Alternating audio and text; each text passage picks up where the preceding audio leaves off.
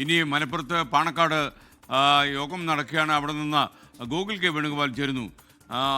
ഗോകുൽ, അവിടെ ശരിക്കും അവിടെയും ഒരു അസ്വസ്ഥയുണ്ടെന്ന് ഞാൻ മനസ്സിലാക്കും. അതേസമയം അവരുടെ മന്ത്രിമാരെ തീരുമാനിക്കുന്നതും ഇന്നത്തെ അജണ്ടയിലുണ്ടോ?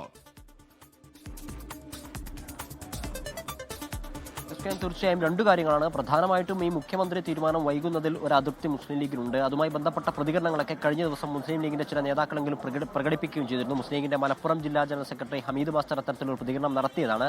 ലീഗിന്റെ MLA-മാർക്ക് പോലും പുറത്തിറങ്ങാനോ അല്ലെങ്കിൽ ആളുകൾ കൂടുന്ന സ്ഥലത്ത് പോകാനോ പറ്റാത്തൊരു സാഹചര്യമുണ്ട് എന്ന് പറയുന്നു. അതോടൊപ്പം തന്നെ മുനവർ അലി ശിഹാബ് തങ്ങളും ഇന്നലെ കടുത്ത ഭാഷയിൽ ഒരു വിമർശനം ഉന്നയിച്ചിരുന്നു. അതായത് വലിയ ആവേശത്തോടെയാണ് ഈ തെരഞ്ഞെടുപ്പ് വിജയത്തെ പാർട്ടി പ്രവർത്തകരും ജനങ്ങളും ഒക്കെ സ്വീകരിച്ചത്. പക്ഷേ ആവേശത്തിനൊത്ത് ആഘോഷിക്കാൻ സാധിക്കാത്തൊരു സാഹചര്യം ഉണ്ടായിട്ടുണ്ട്. അതിനാൽ തന്നെ വളരെ പെട്ടെന്ന് മുഖ്യമന്ത്രി തീരുമാനിക്കുന്നതിൽ വൈകരുത് എന്നൊരു ആവശ്യമായിരുന്നു അദ്ദേഹം മുന്നോട്ടേക്ക് വെച്ചിട്ടുണ്ടായത്.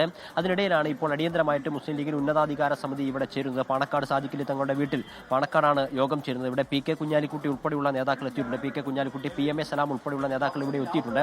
MK മുന്നീർ എത്തിയിട്ടുണ്ട്. MP അബ്ദുൾ വഹാബ് ഉൾപ്പെടെയുള്ള ആളുകൾ ഇവിടെയുണ്ട്. അല്പസമയത്തിനകം തന്നെ ആ യോഗം തുടങ്ങും എന്നാണ് നമ്മൾ മനസ്സിലാക്കുന്നത്. രണ്ട് പ്രധാനപ്പെട്ട കാര്യമാണ്. മുസ്ലിം ലീഗിന് നേരത്തെ തന്നെ VD സതീശൻ മുഖ്യമന്ത്രിയായി വരണമെന്നൊരു ആഗ്രഹമുണ്ടായിരുന്നു. ഹൈക്കമാൻഡ് ഉൾപ്പെടെയുള്ള ആളുകൾ ബന്ധപ്പെട്ട സമയത്ത് VD സതീശൻ അനുകൂലമായിട്ടുള്ള ഒരു പ്രതികരണമായിരുന്നു, അല്ലെങ്കിൽ അദ്ദേഹത്തിന് അനുകൂലമായിട്ടായിരുന്നു മുസ്ലിം ലീഗ് മറുപടി പറയുകയും ചെയ്തിട്ടുള്ളത്.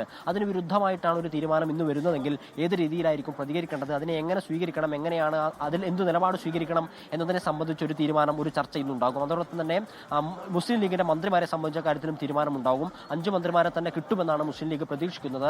4-ൽ ഒരിക്കലും തൃപ്തിപ്പെടാനുള്ള സാധ്യതയില്ല. അതോടൊപ്പം തന്നെ മുതിർന്ന ചില നേതാക്കൾ ഇപ്രാവശ്യം തെരഞ്ഞെടുപ്പിൽ നിന്ന് മാറി നിന്നിരുന്നു. MK മുന്നീർ ഉൾപ്പെടെയുള്ള ആളുകൾ മാറി നിന്നിരുന്നു.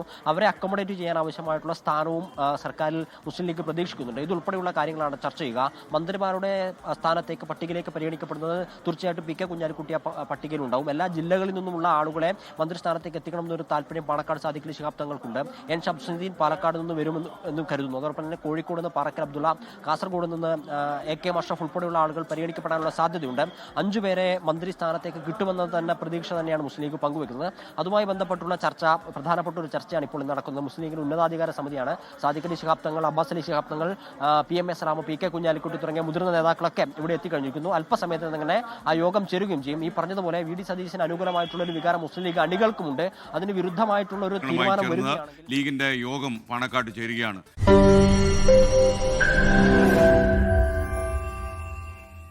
ലോകത്തെവിടെയായാലും ഏത് സമയത്തും 24 വാർത്തകളും ഓഗ്മെന്റഡ് റിയാലിറ്റി പാക്കേജുകളും എക്സ്പ്ലെയിനറുകളും വിശദമായി കാണാൻ ഞങ്ങളുടെ YouTube ചാനൽ നിങ്ങൾക്ക് സബ്സ്ക്രൈബ് ചെയ്യാം.